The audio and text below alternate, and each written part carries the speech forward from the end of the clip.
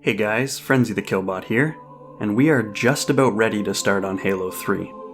The gap between Halo 2 and Halo 3 isn't nearly as bad as the one between Halo 1 and Halo 2. There's still a whole bunch going on, but the game does a good job of presenting things in a context where you can pretty easily tell what happened off screen.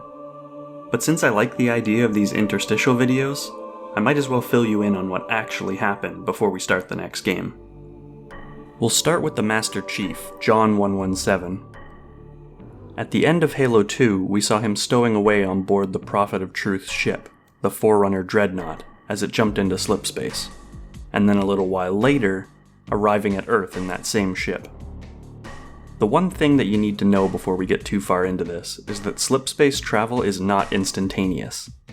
It tends to be shown that way in-game for convenience, but canonically, trips through slipspace tend to take weeks or even months. That's why UNSC ships have cryopods on board.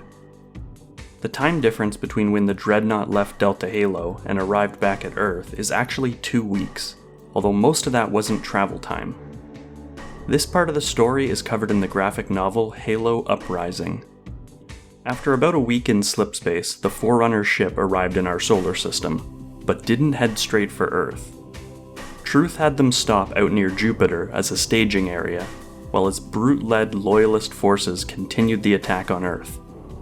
The Master Chief, meanwhile, spent his time doing what he does best, raising hell on the Covenant.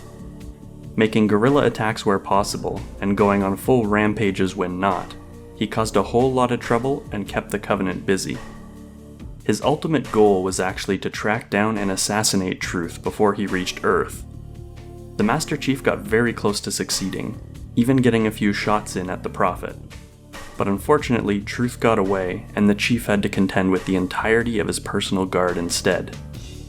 After this encounter, Truth ordered the Dreadnought to head to Earth. The Master Chief, having missed his chance, contacted the UNSC and made plans to bail out of the ship and join the forces on the ground. Hopefully I've posted the live-action video Halo Landfall by now. If you pay close attention, the Marines' objective in that video is actually to track the Master Chief's re-entry, and that re-entry is where we'll pick up the story at the beginning of Halo 3. The story on the Arbiter's side is a little more complicated and probably more important. In the last video for Halo 2, I pointed out our buddy Halfjaw's plan to go and take a Covenant battlecruiser, the Shadow of Intent, away from the brutes. While the Arbiter was breaking into the control room, killing Tartarus, and stopping the Halo from firing, that's exactly what he did. But not only that. After taking command of the Shadow of Intent, he rallied all of the other elite-led ships and formed a Covenant separatist fleet, which he named the Fleet of Retribution. Now organized, this fleet completely demolished any remaining brute-led forces. When the Arbiter, along with Sergeant Johnson and Commander Keyes, met up with the fleet, they found themselves in a bit of an awkward situation. A couple days earlier, and they probably would have executed the humans, but they had just fought side by side with the Arbiter against a common enemy, and the elites don't take that kind of thing lightly. As it turns out, many of the elites respected the humans as enemies. They've seen how hard the UNSC fights, even in hopeless situations. There was a lot of quiet confusion as to why the Prophets never gave the humans a chance to join the Covenant. They are considerably smarter, more capable, and more technologically advanced than some of the other species that were given that opportunity. Now that the elites found themselves in a position to make decisions for themselves, rather than letting the Prophets tell them what to do, Halfjaw and the Arbiter decided to offer a truce, an end to hostilities between the Fleet of Retribution and the UNSC.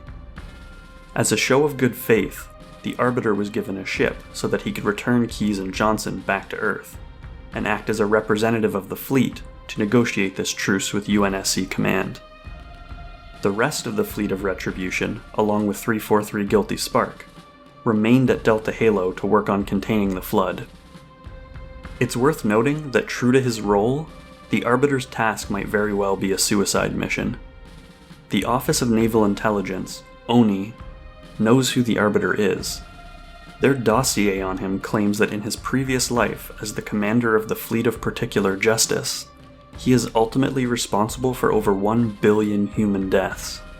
That's billion with a B. Truce or not, the UNSC might just have him executed. And honestly, I get the feeling that he wouldn't blame them. Either way, the Arbiter, Commander Keyes, and Sergeant Johnson quickly made their way to Earth.